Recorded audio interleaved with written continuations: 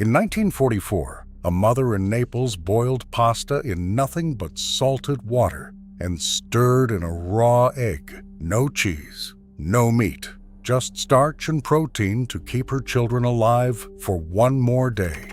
Italians call these dishes la cucina povera, the cooking of the poor. But here is the thing. Number 14 on this list was considered embarrassing peasant food until a Michelin-starred chef in Rome put it on his menu for 28 euros.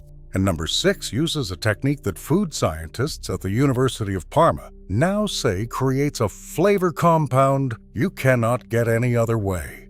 These 30 meals were born from hunger. They survived on genius. Before we start, subscribe, because what your Italian grandmother knew about pasta could change the way you cook tonight. Let us count them down. Number 30. Pasta with lard and black pepper. Before olive oil became the symbol of Italian cooking, lard ruled the kitchens of central and southern Italy. A peasant family in Lazio would boil whatever dried pasta they had, drain it, and toss it in a skillet with a spoonful of rendered pork fat and a heavy crack of black pepper. That was dinner. The fat coated every strand, carrying heat from the pepper straight to the back of the throat. In the 1930s, a kilo of lard cost a fraction of what olive oil demanded, and families in the hill towns kept clay pots of it beside the stove the way American families kept a butter dish on the counter. Children ate it without complaint because it was warm and filling and there was nothing else. The dish had no name in most households. It was simply what you made when the cupboard was bare. Modern Italian food writers have tried to romanticize it, but the truth is simpler. Lard and pepper pasta kept people alive when nothing else could. Number 29. Pasta and potatoes. Pasta e patate stretched 2 cheap starches into a meal that could silence a table of hungry dock workers in Naples. Housewives diced potatoes small, sautéed them with onion and a rind of Parmigiano if they had one, added water, and cooked the pasta directly in the starchy potato broth. The result was thick, almost creamy, a soup and a main course in one bowl.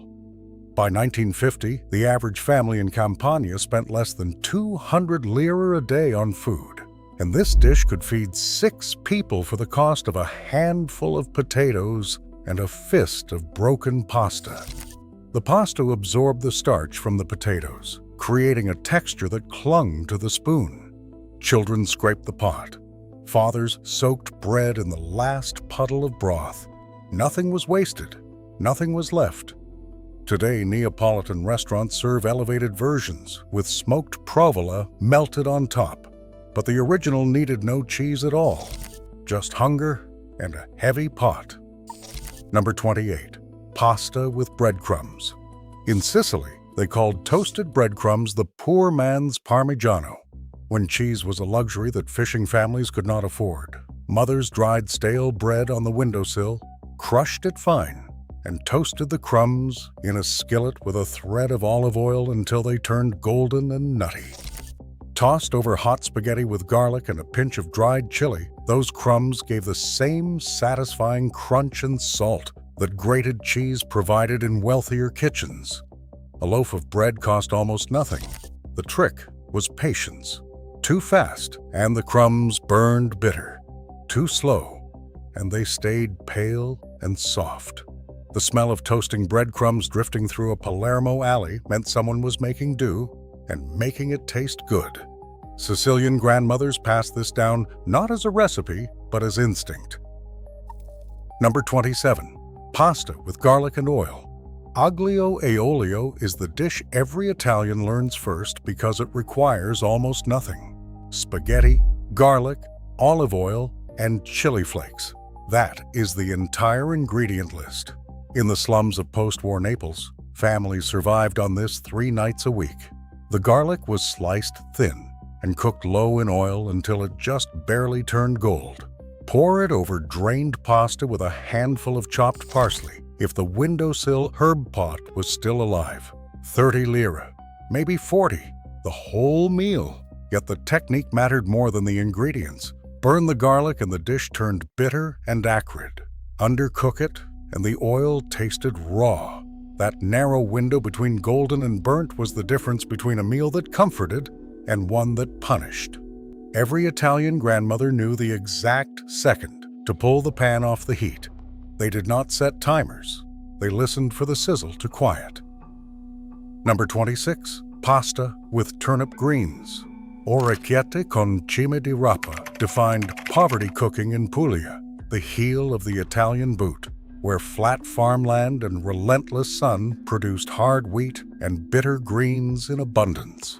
Farm workers' wives would blanch the turnip tops in the same water used to boil the ear-shaped pasta, saving fuel and infusing the starch with a faintly bitter iron-rich flavor. A clove of garlic, a dried anchovy if the pantry had one, and a splash of oil finished the dish. In the 1940s, fresh vegetables were often the only food available between harvests. Meat appeared once a week if the family was lucky. These greens, considered weeds by anyone with money, became the backbone of survival. The bitterness softened with cooking, and the pasta caught every drop of the green-tinged broth in its little cups. Farmers ate it standing in the field. Children ate it at wooden tables rubbed smooth by generations. It tasted like the earth because it was the earth. Number 25th, pasta with chickpeas. Pasta e ceci simmered on stoves from Rome to Calabria whenever dried legumes outnumbered coins in the household jar.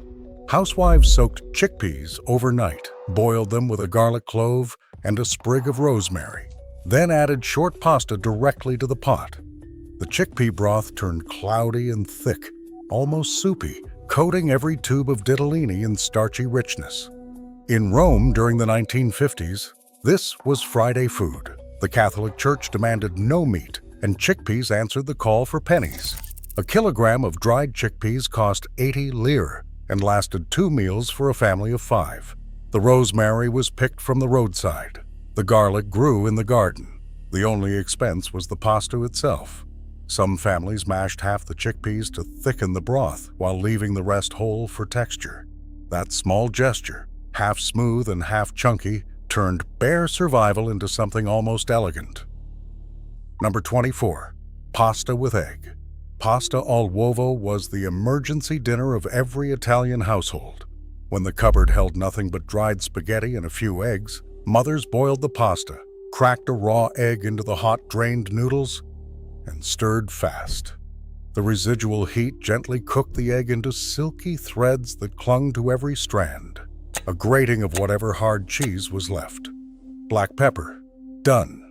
In 1943, during the German occupation of central Italy, eggs were sometimes the only protein a family could get from their own hens. This dish kept children fed when the markets were empty and the supply lines were cut. It took less than 10 minutes and cost almost nothing. The technique was everything. Stir too slowly and the egg scrambled into rubbery lumps. Stir fast and the egg became a sauce, glossy and golden, wrapping the pasta in warmth. It is the ancestor of carbonara, but carbonara has guanciale and pecorino. This had nothing but desperation and a wooden spoon. Number 23, pasta with beans. Pasta e fagioli fed more Italian families through poverty than any single dish on this list. Borlotti beans or cannellini, whatever grew in the garden, were simmered until soft, then mixed with short pasta in a broth flavored with nothing more than onion, celery, and a ham bone if one existed.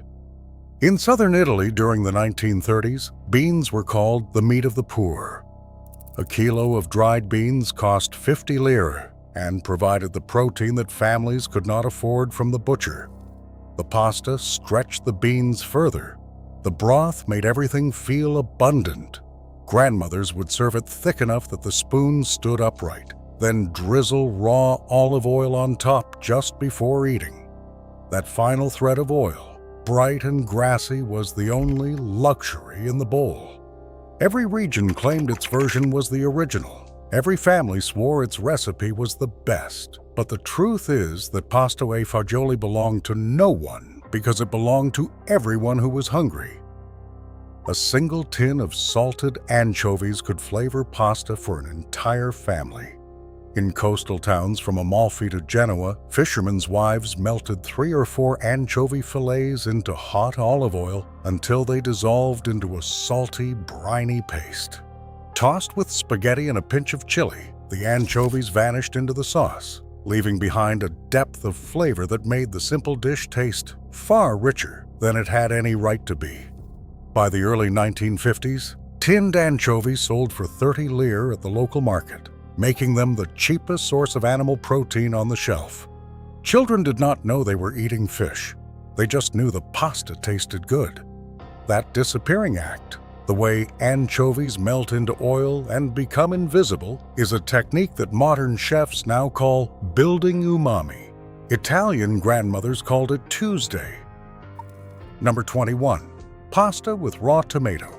Spaghetti with raw harvest tomatoes. When summer made tomatoes so abundant they practically fell from the vine, Italian families ate pasta al pomodoro crudo every single day. Ripe tomatoes, chopped rough, mixed with torn basil, raw garlic, salt, and olive oil, spooned over hot spaghetti straight from the pot.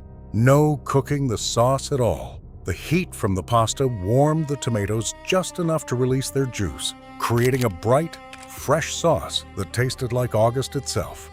During the 1950s in Campania, families grew their own San Marzano tomatoes in plots behind the house. The cost was nothing but labor and patience. This dish appeared on the table so often during harvest season that children begged for something, anything else. But there was nothing else, just more tomatoes. And so they ate, and years later they remembered it as the best thing they ever tasted. Number 20. Pasta with zucchini. When the garden overflowed with squash and the wallet was empty, mothers sliced zucchini thin and fried them slowly in olive oil until they collapsed into a golden, almost jammy sauce. Mixed with spaghetti and a little of the starchy cooking water, the zucchini became the sauce itself, clinging to every strand. In the hill towns of Campania, this was summer survival food. Zucchini grew faster than families could eat them, and this dish turned the surplus into something worth sitting down for. The key was cooking the zucchini low and slow until they lost all structure and melted. Rush it, and you had bland, watery squash on limp pasta. Take your time and the natural sugars caramelized, creating sweetness that balanced the salt. Number 19. Pasta with onion. Pasta alla Genovese. In Naples, not Genoa, despite the name, was built on nothing but onions and thyme. Housewives sliced 5 or 6 large onions, piled them into a heavy pot with a scrap of beef or pork, and cooked them for 4 to 5 hours until the onions dissolved into a dark, amber sauce. The meat was almost an afterthought, a small piece stretched impossibly by the mountain of onions surrounding it. In the 1940s, onions were among the cheapest vegetables in any Italian market. This dish turned 2 lire worth of onions into something that tasted like it had been simmered with expensive cuts. The smell that filled the apartment over those long hours was deep and sweet, almost like caramel. Neighbors knew exactly what was cooking and how long it had been going. That patience was the ingredient no one could buy.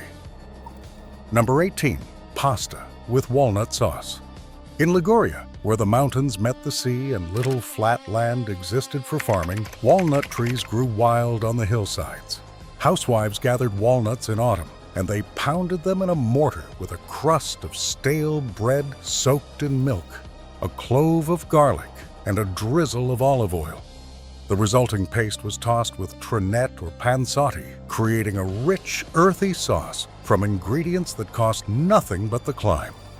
During the lean years of the 1940s, this walnut sauce replaced the more expensive pesto when pine nuts were unavailable or too dear.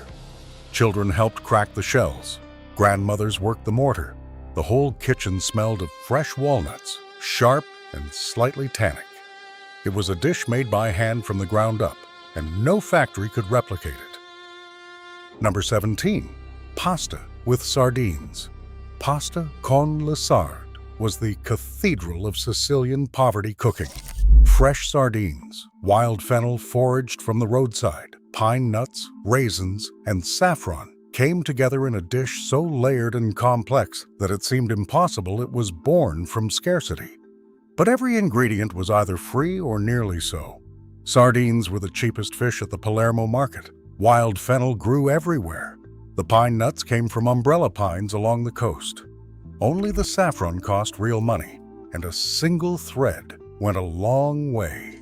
The dish combined sweet, salty, and bitter in a way that startled anyone tasting it for the first time. It was proof that poverty did not mean simplicity. It meant invention. Number 16. Pasta with lentils. Pasta e lenticchie warmed kitchens across central Italy, wherever a bag of dried lentils sat in the pantry. Unlike chickpeas or beans, lentils needed no soaking. Housewives could start the pot at 5 and have dinner on the table by 6. Cooked with tomato, garlic, and a bay leaf, the lentils broke down into a thick sauce that clung to short pasta, like ditalini or tubetti. In Umbria, during the 1950s, the small brown lentils from Castelluccio grew in mountain fields and cost almost nothing. On New Year's Eve, families ate lentils for luck, believing each one represented a coin. But for the rest of the year, they ate them because they had no choice. The dish was humble and sustaining. Nothing more, nothing less. Number 15. Pasta with cabbage.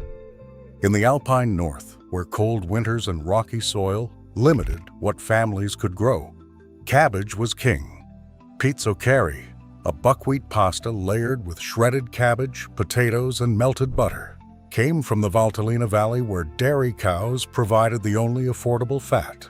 Families who could not afford wheat flour made their pasta from buckwheat, darker and earthier, mixed with whatever greens the frost had not killed. The dish was dense and heavy, built for men who spent the day cutting timber or clearing snow. It stuck to the ribs the way only starch and butter can. Modern versions add fontina cheese, but the original often had none, just buckwheat, cabbage, and the fat from whatever the cow gave that morning. Number 14. Pasta alla poverella. This Neapolitan dish translates literally as pasta of the poor little woman. Stale bread was torn into pieces and fried in olive oil until crispy, then tossed with pasta, garlic, and pepperoncino. It was breadcrumbs elevated to a main course, a dish so stripped down that serving it to guests would have been considered an insult. Yet the contrast of crunchy fried bread against soft pasta created something genuinely satisfying. In the Bassi, the ground floor slum apartments of Naples, where sunlight never reached, this was what mothers made when even eggs ran out. The bread was always stale because fresh bread was eaten immediately. The stale bread waited for this moment, its second life more interesting than its first. Now, Roman trattorias charge tourists serious money for dishes built on this same principle. The poor little woman would not believe it. Number 13. Pasta with cauliflower. Pasta ci broccoli arriminata, Sicilian. Pasta with cauliflower stretched a single head of cheap winter vegetable into dinner for the family. The cauliflower was boiled until soft, then broken apart and sautéed with garlic, anchovies, raisins, pine nuts, and saffron before being tossed with bucatini. The Sicilian trick was cooking the pasta in the same water used to boil the cauliflower, loading every strand with flavor before it even hit the sauce. In Palermo's Vucceria market during the 1950s, cauliflower sold for almost nothing during the winter glut. Vendors practically gave them away by afternoon. Smart housewives timed their shopping accordingly.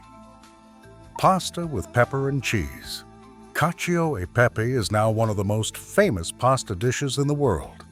In the hill town south of Rome, shepherds carried dried pasta, a lump of aged pecorino, and a pouch of black pepper into the mountains, because those three ingredients would not spoil during weeks of tending flocks.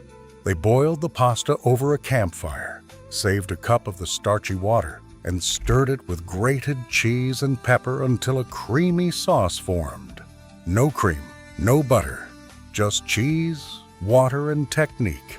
The dish required a specific motion, fast stirring off the heat, to emulsify the cheese without it clumping into a stringy mess. Get it wrong, and you had a plate of gummy pasta. Get it right, and you had silk. Number 11. Pasta with pepper sauce. Pasta ai pepperoni cruci came from Basilicata, one of the poorest regions in all of Italy. Dried sweet peppers hung in strings from balconies, and rafters were fried quickly in oil until they puffed and crisped. Crumbled over pasta with garlic and a whisper of anchovy, they gave a smoky sweetness that transformed plain spaghetti into something memorable. Drying the peppers was itself an act of preservation, born from poverty. Fresh peppers lasted days. Dried peppers lasted all winter. Number 10. Pasta with pumpkin. In the Po Valley of northern Italy, where fog rolled thick across flat farmland, pumpkin filled the gap when other vegetables ran out. Housewives roasted wedges until the flesh turned golden, mashed it with a fork, and stirred it into pasta with sage, butter, and a scraping of nutmeg. Tortelli di zucca, pumpkin-filled pasta from Mantua, was the festival version. But the everyday version was just mashed pumpkins stirred into whatever short pasta was in the cupboard.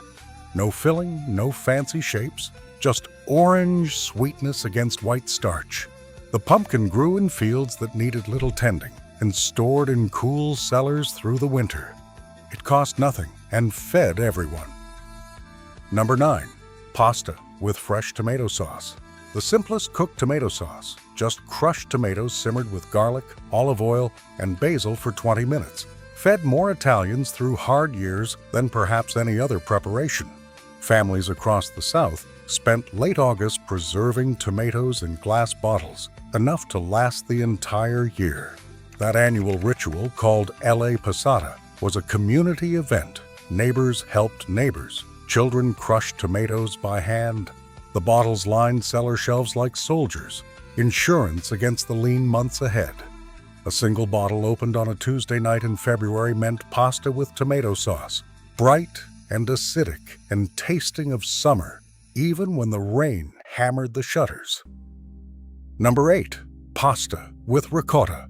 A spoonful of fresh ricotta stirred into hot pasta with a little cooking water created an instant cream sauce that cost almost nothing. In the countryside around Rome, shepherds made ricotta from the leftover whey of pecorino production, a byproduct of a byproduct. It was the cheapest dairy product available, sometimes given away free. Mixed with pasta, black pepper, and a pinch of salt, it became a meal in under 10 minutes. The ricotta melted into the heat, turning glossy and coating every strand. Children loved it for its mildness. Adults loved it for its speed. Everyone loved it because it felt richer than it was. Number 7. Pasta alla norma. Eggplant was the meat of the Sicilian poor. It was sliced, salted to draw out bitterness, then fried golden and layered over pasta with tomato sauce and a shower of salted ricotta. The dish came from Catania, in the shadow of Mount Etna, where volcanic soil grew eggplants the size of a man's forearm. In the 1940s and 1950s, eggplant cost next to nothing at the market, so abundant it was almost a nuisance. But fried and paired with pasta, it became substantial enough to replace meat entirely. Number 6. Pasta with garlic, oil, and chili, cooked in the pasta water. Here is where the science gets interesting. A variation of aglio e olio in which the garlic and chili were sautéed. Then the raw pasta was added directly to the skillet with ladlefuls of boiling water, finishing the cooking in the flavored oil. This one-pan method, born from kitchens with a single burner, forces the starch to release directly into the sauce, creating an emulsion that modern food scientists say produces glutamate compounds through the interaction of starch, fat, and heat that boiling and draining separately cannot achieve. Grandmothers did not know the science. They knew the pasta tasted better this way. They were right. Number 5. Pasta with broccoli, rabe, and chili. Orecchiette con rapini became the weeknight standard across Puglia and Basilicata. Bitter greens blanched in the pasta water, then finished in a pan with garlic, anchovy, and enough chili to make the lips tingle. The bitterness of the greens cut through the starch. The anchovy gave depth. The chili gave life.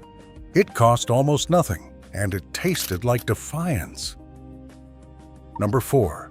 Pasta with tomato and basil. No oil. During the worst years of the war, when even olive oil was rationed or unavailable, families in Naples made pasta with nothing but crushed tomatoes and torn basil, heated in the pasta cooking water. No fat at all. The starch from the pasta thickened the thin tomato broth into something that at least coated the noodles. It was barely a sauce, but it was hot, and it was red, and it meant the family had eaten. In the dairy country of Lombardy and Emilia-Romagna, butter was cheaper than olive oil. A knob of butter melted in a pan with a few sage leaves until the butter foamed and the sage crisped, and it was the fastest, cheapest pasta sauce in the north. Tossed with fresh egg pasta or dried penne, it took 3 minutes and dirtied one pan. The sage perfumed the butter with an almost medicinal earthiness that cut through the richness. During the 1930s, farm wives made this daily. It was not special. It was Tuesday. It was Wednesday. It was every day the cow gave milk and the sage bush by the door was still green. Number 2. Pasta with nothing but cheese. Pasta in bianco. White pasta. Just butter or oil and grated cheese. The Italian equivalent of feeding your child plain noodles when the world is too much. Every Italian child ate this. Every Italian adult remembers it. It was the first pasta you learned to make and the last one you would give up. A plate of warm spaghetti with nothing but Parmigiano melting slowly into the strands. It was not fancy. It was not clever. It was love on a plate when love was all that was left to give. Number 1. Pasta with water. Pasta cooked in salted water, drained, served plain. No oil, no cheese, no egg, nothing. During the famine years in southern Italy, during the war, during the years when the latifundia system kept peasant farmers landless and starving, families boiled pasta in water and ate it plain because it was all they had. The starch filled the stomach. The salt gave it enough flavor to swallow. Children did not complain because they knew the alternative was nothing. This dish has no recipe. It has no technique. It has no name. But it is the foundation on which every other entry on this list was built. Every splash of oil, every clove of garlic, every crumb of cheese that Italian grandmothers added was a small victory over this plate of plain white pasta. And every one of those 29 dishes above it was an act of genius born from the memory of eating nothing at all. Try making one of these this week. Start with the anchovy pasta or the breadcrumb spaghetti. See if your grandmother was right. Then come back and tell me which one surprised you most.